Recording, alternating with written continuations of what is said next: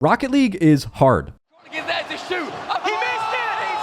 But what makes it even harder is half the time you don't know what you're doing wrong. So in this video, I coached 10 players ranking everywhere from Platinum to Grand Champ 2 to figure out what was holding them back. These are the top mistakes I found with examples so you can just steal this stuff and use it to win in your ranked games. For those of you new here, I'm Luke. I've got almost 4,000 hours in the game and I'm a Grand Champ 3 player myself, but more importantly, I've been coaching for the last 4+ years. In fact, all these players you see me coaching today were selected for free one-on-one coaching for being active members of our free Discord and free school communities. To find teammates, watch the full unedited replays, and be eligible yourself for free coaching giveaways just like this one here, join our free Discord through the first link below. It's completely free to join, and if you don't like getting these free coaching sessions or getting spammed for giveaways, you can just leave whenever you want. Once again, I'll have my free Discord, first link in the description below, and let's get into the coaching. Mistake number 1 is pushing 2 players past your front post on defense. This is especially important at the low ranks because when you push up into the corner this aggressively, below Grand Champ, it can easily get you scored on. This is so important, man, because above Grand Champ, you should have faith in your teammate to go for this ball, but he's not Grand Champ, he's Champ. So he's going to mess up a lot, which means you need to play safer. So if I'm you, I'm stopping. I'm stopping right here. You can maybe move up and, you see he's going to miss. You turn around, you come back. But what you don't do is you don't keep pushing up like this all the way until you're sitting here. Because this, what are we covering? Right? We're not covering anything. And this will get you scored on. This will get you scored on in Champ over and over again. Mistake number 2 is tunnel vision while you're rotating through the midfield. If you're only focused on the ball while you're rotating through the midfield, you can miss opportunities to have impact like in this diamond clip here. And I know your eyes are looking at the wrong things because there's a demo opportunity here. You drive by him, you miss the demo, and then what do? I go for the ball. Yep. Try to go for the ball. Instead of doing what? Send the net. Yeah, back post. First off, you should be demoing him. If you demo him, then there's no threat that they score the goal. Okay, fine. If you don't demo him, that's okay. But then we need to go to the backboard. Or go to the back post, and cover the net. I can tell you're just staring at the ball the whole time. Luckily you don't get scored on, but it's kind of crazy. The third big low rank mistake is pushing up into chaos, especially in your opponent's corner. When you do this, things can quickly go wrong and it just looks messy, like in this clip here. Whoa, whoa, whoa, whoa, whoa, whoa, whoa. What's going on? Okay, this is great. Your positioning is good. Stop.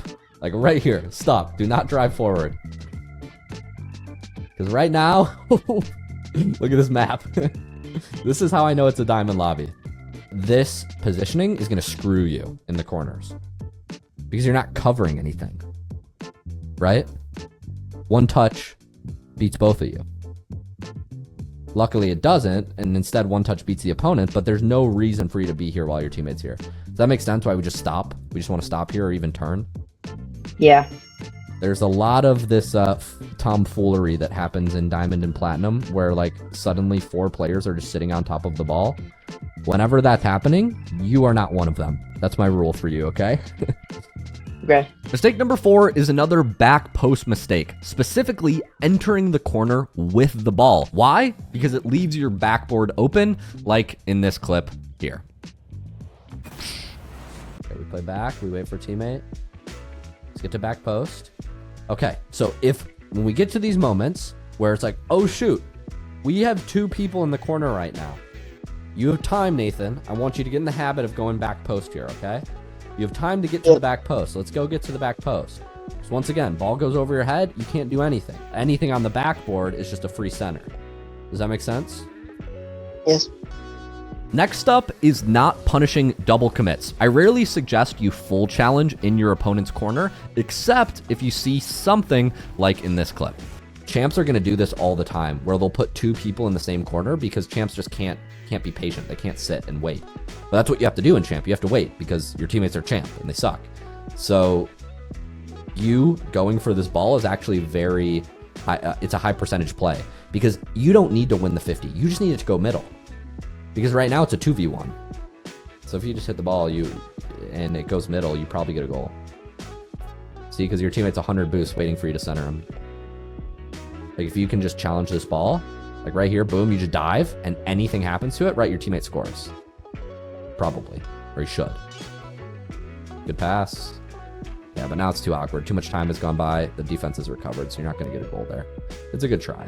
Next mistake is a big one for you diamonds and champs watching. Diamonds and champs will very often get flat-footed clearing the ball. Whenever you see somebody flip or get stuck midair from their side of the field, this is a prime opportunity to demo and punish them. Check out this clip to see what I mean. You got to get really good at playing keep away. Oh, this is a demo opportunity. It's a small thing. So champs are going to throw possession a lot. So there's a lot of opportunities to bully them because they're just going to make very heavy touches and front flip super hard. So after you wave dash, beautiful. You're applying pressure. This is exactly what you have to do because if he slows down, you dunk. Boom, he hits the ball up. I see you immediately turn off the ball. Instead, what do I want you to do? Look at the player and demo.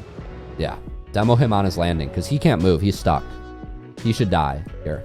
Right now, you should demo this guy and then rotate through and try to demo this guy and then maybe even demo him if he respawns again. So this should be like kill, kill, kill and let your teammate take ball. But because you don't kill, you let him go again. And he forces touch from your teammate and now you got to turn back here or else he'll boom over your head. Next up is a way to increase your impact in the corners. Whenever you center a ball into the corner like this, there's always one thing you should look for before you rotate out. Check out this clip to see what I mean. Now, to your credit, good job of leaving the play once it's dead. So, right, like in Diamond Champ, when we don't have the mechanics to do crazy stuff in the corners, right, and we recognize that a play is dead here, I don't mind just moving the ball forward and leaving. So this was a good option. There's a slightly better option. What's the slightly better option? In that moment, like the ball forward, and instead of turn back, where could we have turned? I'm guessing he's gonna put pressure on the people, the defenders. Yeah. See for the ball. Down through and seeing if I can get demos. Yeah, I actually love the play. Hit ball up and move through. Up the wall. Yeah. I love killing off the backboard because he has to hit the ball on the backboard. If not, it centers. Mistake number 7 is flipping through the midfield. When we flip through the midfield and insta-rotate, especially like in this example, we're going to miss opportunities to demo. Not just that, but if a high-ranked player sees you flipping like this around the midfield, they will absolutely be sending you straight back to the respawn. This is a slightly bad habit that I want to correct. I've noticed it twice now. The ball gets hit somewhere and you're immediately flipping. Like this flip just doesn't really do anything. Like you're just committing to go this way. And it gets you there faster, I suppose, but you could have just drove, you could have bumped that guy that you just drove by. I don't like this habit of flipping everywhere. It's very dangerous. Very important. A collision is when a 50-50 is about to happen on the ball. So this ball is about to change direction, right? Right. Look at our car. Our car is already committed in one direction, which means we just took a guess. We just guessed that it was going to keep going this way. And then guess what happens? It doesn't go that way. And we're still this way. So this is kind of the idea of why you don't want to flip during collisions. We don't want to guess where the ball's headed. We'd rather just watch it and then know where it's going. Up next, number 8, we have overcommitting on offense. Specifically, when you see your teammate overextended, you have to be very careful about doing what this player does here, because if the ball gets by you, you're scored on. Here, yeah, there's no point in going. He has, it's a 50-50 and your teammate is committed. So you should just fake chow all day. Fake chow all day. Why do we go through this ball? Why do you end up deciding to go? No idea. I'm just really aggressive. Usually with a lot. Number 9, we have the classic diamond slam ball into corner and hope it recenters for your teammate. We sort of have a 2-in-1 clip here because I want to show you how this looks in diamond and why it doesn't work. And then I'm going to show you an example of what this looks like in Grand Champ so you get a better idea of how you should be playing if you see your teammates do this. Check them out. Okay, so this is something I'm big negative on, big dislike, big thumbs down. Okay. Let me talk about the reason I don't like this slam ball off center. So this slam ball off center play, even if you have a teammate behind, I don't like. So first off, the fact that your teammate is in front makes this slam ball off center very optimistic, like optimistic at best, right? But let's say your teammate's behind you. I still don't love it as a play. Reason being is because when you slam ball off corner, if there's an opponent, if the opponent is doing their job, where should they be throughout this whole play? Back post, rotating back post. Right, they should be here, right back post. So when the ball centers, all that the defense has to do, if they're sitting right here, is, and they're, let's call them, Spit actually does probably the worst thing you can do. If you're Arma here, I want to focus on Arma on the blue team. Everybody watch from this guy's perspective. All he has to do is 50-50. He doesn't actually have to win to the ball. All he has to do is 50-50, and all of a sudden, your teammate is overcommitted. So pretty much what you're doing is you're putting your team in a situation where unless your teammate dusts the opponents, you're getting counterattacked. Not optimal. So that's a quick explanation on why these centers don't work. But now let's watch a Grand Champ player play second man, and you can see how he moves around the midfield so you understand why this doesn't work. So I like this movement a lot. I like this waiting back, and I like this waiting to commit. So this is excellent. So this is a sign of a GC player, and it's just these micro movements here. Notice how when there's a 50-50 about to happen, we see adjustments of his nose. And that's just angling based on where he thinks the most likely outcome of the 50-50 is. He sees his teammate closer. He sees, most likely it's going to go this way, so that's what he's positioning for. Now, I also want to highlight this play because, Kadon, I want you to understand why it's so difficult as second man to go. Okay, because when you make those booming centers off the corner, you have to imagine your teammate is assist right now. He's in assist position. It's really hard for assist to ever go here if 1K is back in net. Even if he thinks his teammate's going to win, it's very hard for assist to be close because in the situation where 1K gets a beat here, if assist right now is angled forward or playing too close and the ball gets by him, they're just scored on. So I just want you to understand how second man should be playing, and this is how they'll usually play if you solo queue. So that's why those centers don't really work. Okay. It's very so it's very like a lot much of on the solo first man's play job. Almost. Yeah, it's very much the first man's job to get the ball by here, and second man can't really go until it's clean, free, and safe. Does that make sense? It does. Now that you understand why those center plays don't always work, you're probably wondering, what should you do when you get the ball? Look at this clip here to better understand what you should do when you get the ball at midfield versus what doesn't really work. All right, so we're going to get the ball back in open space here, and this is another sign of a, this is like a, once again, fantastic shot to take in Diamond 1. Right. Will never go in above Champ, GC1. Excuse me. In Champ, sometimes it'll go in, but... So rather than taking the shot here, what can we do with this ball? Catch it, get a dribble, and then my teammate's there too, but like you said, you don't want these champs, so don't rely on them. I could just slow it down and take it to open space, maybe. Yeah, I love that. I love slow down, take to open space.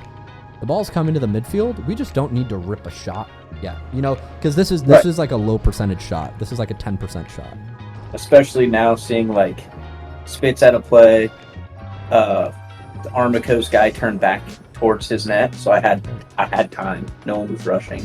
Totally. So let's run through the play then. If we had to pick a first touch, knowing that he's over here, where do we like taking our first touch most of the time? Do we want to take the it opposite this way corner? Or this way. Yeah, you said opposite corner. Did I hear that right? Yes. Why do we want to take the ball this way and then shoot, as opposed to this way and then shoot? I think if I take it left, he's there. I think that's just bringing it to him. And then right, I think bringing it right, it gives my teammate time to get back, get boost, get back in position. Yes. And then also it just gives me a higher, more time to... Yes. More time for him to make a mistake. More time for me to pick the right shot. More time. I like those words. More time. More time because Spit's falling off your screen to the left side. So if we take it to the right, it gives us, and Armicos is back left. So we know Spit's to our back left, Armicos is to our top left.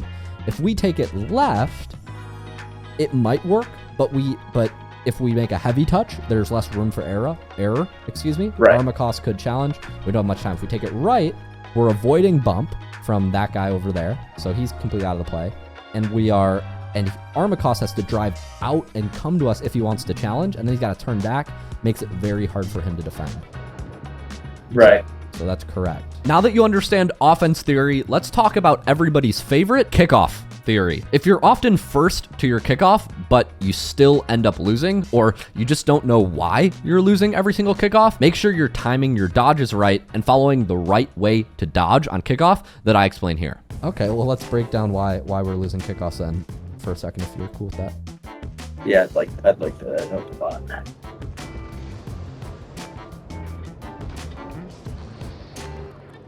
Your speed flip looks really good. Okay. So we're not facing central here. We're kind of pivoted. We don't want to be pivoted.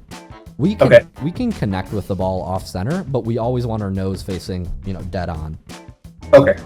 Not just that, but you're flipping a little bit early. So your kickoff's actually fast because of the speed flip. So we want to wait to use our second dodge until we connect with the opponent. Okay. Yeah. So a lot of players don't know this, but the way that you win kickoffs is you jump first to get your car behind the ball. And then when the 50-50 happens, when you connect, excuse me, I'm uncoordinated, drop my controller.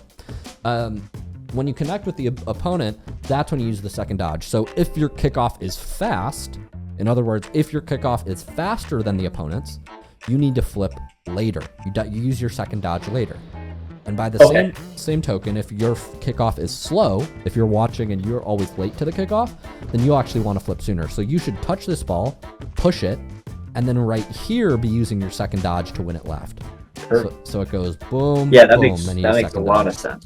Because I'm just flipping into it a second time, which hasn't worked for me yet. Right. So these are the two dodge points. You want to dodge and then dodge. Okay. Now, if you're connecting at the same time, then you flip. Then it's a dodge jump flip immediately. But if you're in champ and you're consistently first, then you just wait to use your second dodge and you'll win kickoffs more than you lose them. Okay. And with that, you now understand the most common mistakes every low rank makes. Overcommitting in corners, not attacking the right way, not controlling the ball when you get it, kickoffs, and everything in between. For more like this, I just dropped another video where I analyzed the mistakes every single rank makes all the way up to SSL. If you liked this video, click that one on screen and I'll see you there. As always, thanks so much for watching. All right, let's see if we can hit a clip at the end of the video, Camille. Ready? Breezy. Top corner. Go crazy. Put that in the outro.